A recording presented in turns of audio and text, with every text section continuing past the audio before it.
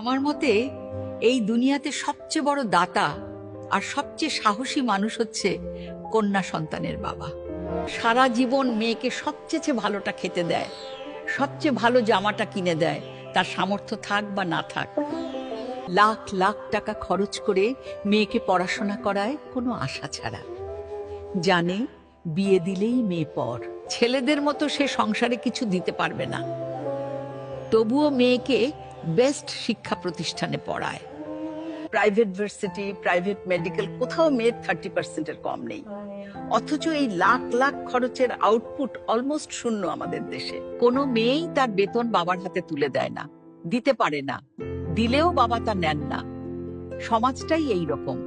সারা জীবন এত কষ্ট করে পালা মেয়ে অনেক সময় বাবার অসুস্থতায়ও আসতে পারে না, অন্যের পারমিশনের জন্য অপেক্ষা করতে হয়। আমি বেশিরভাগ মেয়েকেই দেখি তাদের স্বপ্ন অন্যের বাড়ি যায়। ঈদের দিন, পুজোর দিন, উৎসবের দিনে এই মেয়েদের কষ্টের স্ট্যাটাস দেখতেও খুব খারাপ লাগে। তবুও কন্যাদান তো করতেই হয়, বুকে পাথর চেপে। যে মেয়েকে কোনোদিন একটা বকা দেয়নি, অন্যের বাড়িতে তার সাথে কেমন ব্যবহার করবে সেই শঙ্কা বুকে রেখে মেয়েটাকে বিদায় করা অসীম সাহসী মানুষ বাবা। আমি সত্যি জানি না এই সাহস বাবাদের কোথা থেকে আসে। আকাশ সমান উদারতা না থাকলে কি এই ত্যাগ